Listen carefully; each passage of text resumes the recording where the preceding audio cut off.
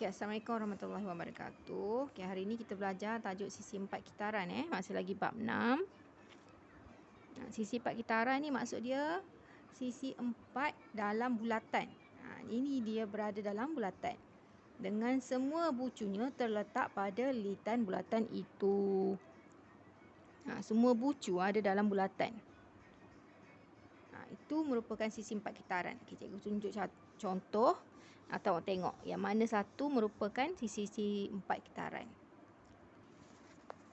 Okey, tengok contoh yang cikgu lukis ni, nampak jelas tak?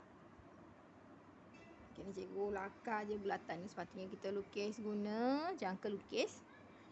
Okey, sisi 4 kitaran, tengok balik dia punya maksud dia. Allah.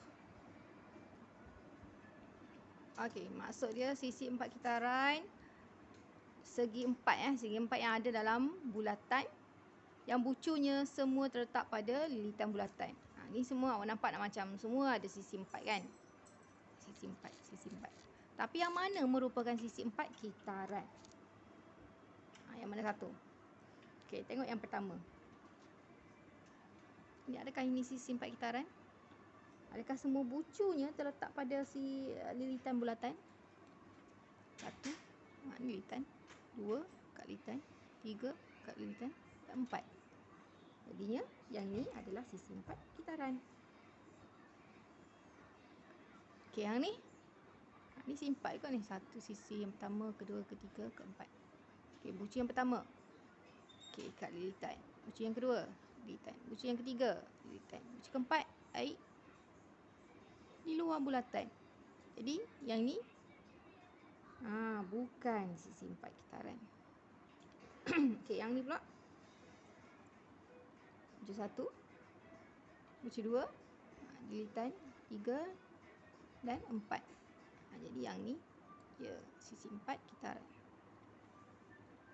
Okey, yang ketiga. Yang keempat. Ni titik kat tengah ni apa? Titik kat tengah ni cikgu lukis ni. Ini adalah pusat pusat bulatan. Dia buat O. Okey, bucu pertama di lilitan, kedua di lilitan, ketiga di lilitan, tapi keempat di pusat. Jadinya cukup ke semua si bucu-bucu terletak di lilitan? Tidak. Yang tengah ni duduk kat pusat. Jadi ini bukan sisi 4 kitaran, bukan. Okey, yang ni 1, 2, 3, 4. Okey, ni ya. Yang ni yang ni pun bukan. Sebab apa bukan? Yang ni titik ni terletak di pusat, bukan di lilitan. Kalau titik ni duduk kat atas ni, contoh dia buat gini. Jadi ini sisi 4 kitaran lah, tapi ini bukan. Okey, boleh kenal? Boleh kenal semua bentuk-bentuk sisi 4 kitaran. So ini yang pertama cikgu nak ajar kamu. Kenal yang mana merupakan sisi 4 kitaran. Okey, yang kedua cikgu nak ajar berkenaan dengan sudut-sudut yang ada dalam sisi 4 kitaran. Okey, abaikan si bulus dekat tepi tu.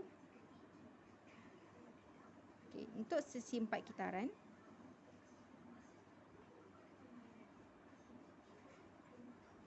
okey, bila ada segi 4 mesti ada bucu lah. Bucu tu ada sudut. Cikgu label sudut ni A, B, C, D. Okey, sudut-sudut ni ini untuk hubungan hubungan antara sudut-sudut. Sudut yang bertentangan. Sudut yang bertentangan. A bertentangan dengan C. D bertentangan dengan B. Okey, hubungan dia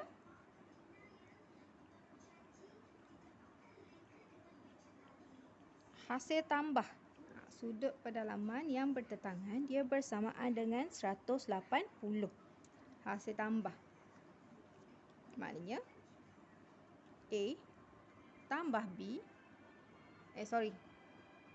silap bertentangan ni. Yang mana cikgu lukis anak panah tu. A tambah C.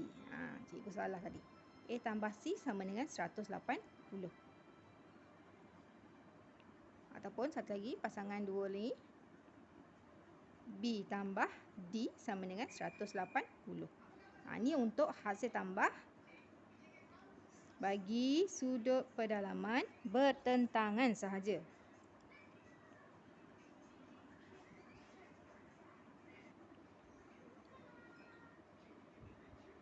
Ini merujuk kepada hasil tambah sudut pedalaman untuk sudut bertentangan sahaja.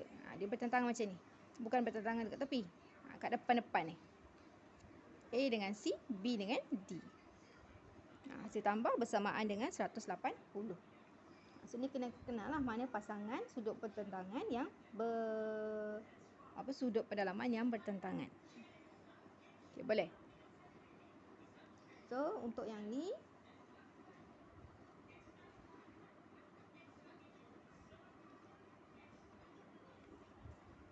cikgu nak awak jawab soalan lah dalam